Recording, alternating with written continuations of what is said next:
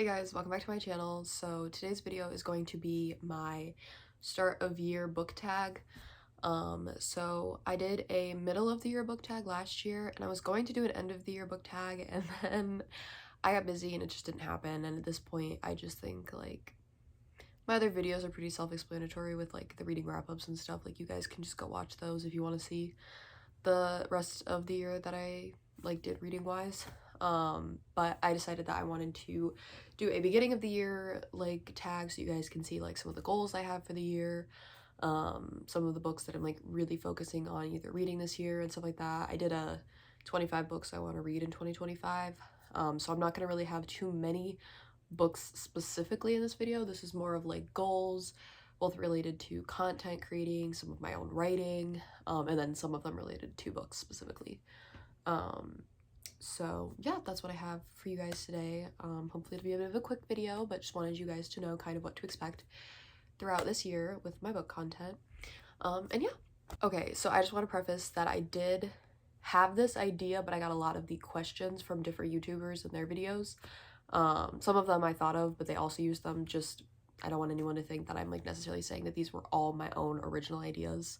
Some of them I thought of and other YouTubers did them. Some of them I got from other YouTubers I didn't think of, and then I was like, oh, that's such a good question, let me put that in.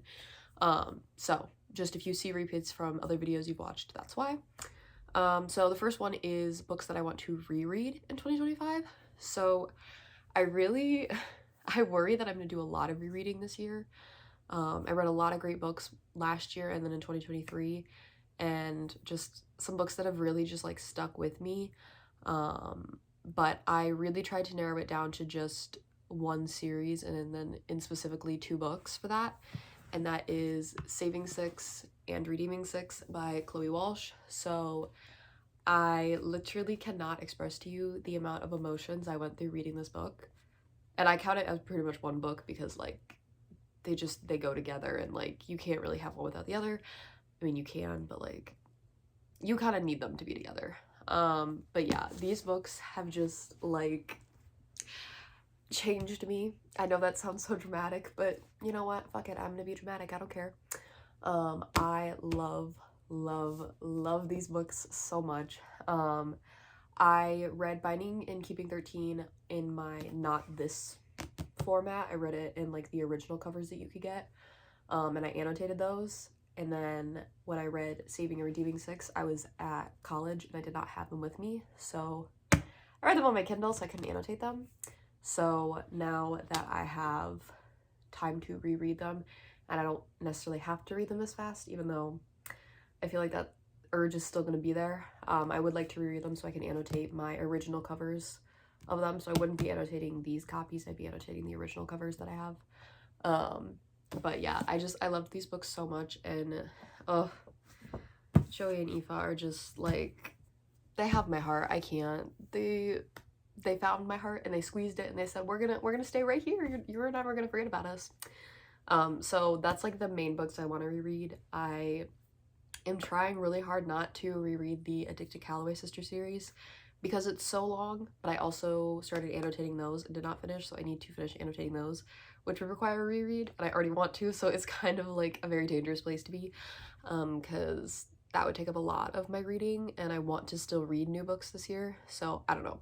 We'll see, but there's also nothing wrong with rereading books that you've already read, so if you're someone who's like, I don't really want to read any new books, none of them are, maybe you're not finding them interesting, or maybe you're just kind of like, I'm just not in the mood for them, and I want to read books that I already like, know I like, and that I know what happens and all of that stuff, but like that's totally fine. You read whatever you want to read. Okay, so our next little prompt or question are my most anticipated reads for 2025. So I have so many, but I narrowed it down to three. No, I'll just do two because there's literally just so many. I could keep going and going and going. So if I don't name one that you guys maybe are like, oh, I thought you would have been excited for that one, it's probably that I'm not excited about it. I just want to not, sit here for an hour going, well, and then this book, and then this book, because that's what would end up happening. So I'm only going to talk about two that I'm very, very excited for, but there are so many authors that are releasing books in 2025 that I cannot wait to get my hands on and read. I'm so excited. But the first one is going to be the most obvious. Like, you guys are probably gonna be like, no, really? Oh my god, I didn't know. What a surprise. I know. And that is Onyx Storm by Rebecca Yarros. So this is the third book in the Empyrean series. I am currently rereading Iron Flame. I have been trying to read it slowly, only because I want to make sure that I'm really picking up on like little details, because, you know, she likes to leave hints in her books. And I read it really quickly the first time I read it, so I'm trying to kind of take my time, and I'm annotating it. So again, taking my time and really like, what's the word? I want the book to really seep into my brain, if that makes sense. That sounds, again, really dramatic, but you know what I mean. I'm very excited for that book to come out, and I absolutely love that series. I don't care if people want to say like, oh, it's bad writing or what. For me, if I am having a good time with a book, even if the writing is quote unquote bad, which I don't think it is, but even if it is, if I'm having a good time, like, that's all that matters. Who cares if the writer is, you know, writing like the correct exact English that you're supposed to be writing for like an English paper? It's all about, are you enjoying what you're doing? And I enjoy it very much. So okay, and then the second book that I'm gonna talk about is Dishonestly Mine by Krista and Becca Ritchie. So I am, yeah, Dishonestly, yeah, that's what it's called, right? I'm pretty sure it's called Dishonestly Mine. If it's not, that's embarrassing, but the picture will be here or here. I'm not sure where I'll put it, with the correct title if that's not correct. And that will be quite embarrassing, but I'm pretty sure it's Dishonestly Mine. I can't think of, because I don't think, yeah, I'm pretty sure it was Dishonestly Mine. Anyways, it has a green cover. I'm very excited for it. I loved Dishonestly Yours by Krista and Becca Ritchie. Literally everything that I've read by them, I've loved. Like, they've all been between a 4 and a 5 star. They've all been really, really good. And like, that's honestly impressive, especially because they got a lot of books out. And I mean, I haven't read them all, but like, they have a lot, and I've read a lot of them. So I'm very, very excited about that release for 2025, because I just feel like the first book was so good, and that was just a very like introductory book, like building the characters, building the plot line that's going to be continuing through the next 2 books. And like, I don't know, I feel like the second one is going to be so good, and I'm so excited. The way that I would give anything to have an arc of that book like right now, because I need it right now. But I don't know, I feel like those ones are going to be really hard to get, so I probably won't get one. But if I do get one, don't worry, y'all will be first to know. I will be like on my Instagram losing my shit. But yeah, I'm very, very excited for that one to come out. I cannot wait to continue that series. Okay, so the next thing is less book specific and more just like goals for books in general. So my book goal for the year, like my Goodreads goal that I've set, is 56 books. Last year I did 55 and I ended up reading 60, so I definitely think 56 is doable. And even if I don't do 56, like, it's okay. It's just a goal. It's not something that I'm like, if I don't read this many books, like like, I'm aware that like there are some people who really get on themselves for that, and I like reaching my goal, don't get me wrong. But like, if I just end up having a really busy year, like, I'm not gonna be mad at myself, because it's just supposed to be for fun. This isn't supposed to be like a stressor. This is what I do to relax. And then sometimes I get stressed because of things happening in the books, but that's fine. It's a whole different thing. But yeah, I just plan on reading 56 to 60-ish books, but I set it for 56 because I'm like, well, one more should be doable. 60 maybe was just really good this year. Maybe next year, I guess now it's this year, I'll be like, well, maybe I won't be able to hit 60, but I'll be able to hit 56. So, okay, next is going to be more content creating atmosphere of prompts. So I'm gonna start first with YouTube. I want to post more videos. I really want to be able to stick to the once a week. If I can do twice a week when I'm not necessarily in school, like when I'm on spring break, I can maybe do twice in that week. When I'm on summer break, I'd like to be able to do twice a week. I just think sometimes I feel like I could definitely give you a video, but like, is it really gonna have like as much content in it? So I don't know. You guys can let me know what you want. Do you want more frequent videos that maybe aren't as like in depth? Like, oh, here's just another book recommendation video, or here's a 10-minute video and it was just me reading throughout the week, but I only read like one book. would you prefer that stuff, or would you prefer me to do it like maybe 1 or 2 videos in a month and I really give you more detailed like reading vlogs? So I spent 2 weeks reading and here's what I read and stuff like that. Let me know how you're feeling. I'm thinking that you guys are probably wanting more kind of weekly stuff, but you guys let me know if you really would prefer me to spend just more time filming my reading and stuff like that and then editing and giving it to you as I can. I'm definitely willing to do that. But sorry, I have an itch on my nose. But I know that some of you guys have been a little antsy per se and been like, I want more videos. So I understand that, and you know, you guys just let me know whatever you guys want and I will try to accommodate that best as I can. Now moving on to Instagram, I would love to just post more in general. I really only use my story, I feel like, a lot. I have posted a few things on there. Sometimes like if I read an arc when that book releases, I'll make a post specifically for that.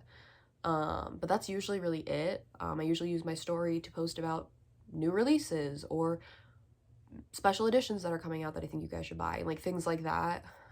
So I would say if you're also looking for more like special edition books that you guys want to buy, definitely follow me on Instagram. I post about special editions all the time. If you guys are just looking for more book releases and you're like, oh, I didn't know that book was releasing, like I post a bunch of those when authors announce those as well. But yeah, I just want to post more on Instagram, whether that's just like posts that you swipe through and look at, or if that's reels. I've never actually used reels. I don't know exactly how it works, but I would like to figure it out. So I might have a reels up in a couple days. Maybe when you're watching this, I already have it up. I'm not exactly sure. But I do want to try those because then we move on to TikTok, which may or may not even be here, with the whole possibility of it being banned. So if that does get banned, well, these goals, I guess, will just kind of, I mean, they're similar to Instagram, so like it'll just kind of be more focused heavily than on Instagram. But I would like to also post pretty like daily on TikTok, if not every other day. It is harder for me when I am at school to post TikToks just because I don't have all of my books with me to be able to be like, oh, this book I recommend, or I was reading this, or, you know, any types of videos where you kind of like want to have the physical book. So a lot of them might be a little bit more like pictures of the cover instead of the book itself. But I would like to post on there more. I think that TikTok is something that people really enjoy being on. I've noticed more interactions with people on TikTok than any of the other platforms I'm on. So I would say if TikTok stays, I really do want to focus on building that platform so that I can build these ones off that. But if TikTok goes away, A, that will make my life a little easier because I will have less places to post on, but B, I will also be severely depressed because I get so much book stuff from there and I absolutely adore it. And I can admit it, I am addicted to TikTok. It's pretty bad. I won't lie. I spend so much time on that app. But yeah, those are like my main kind of video-wise goals for my 3, you know, platforms. And then always just kind of trying to grow the platform. So here on YouTube and Instagram, I'd like to hit 100 subscribers. YouTube, we're pretty close. Instagram, we're a little farther.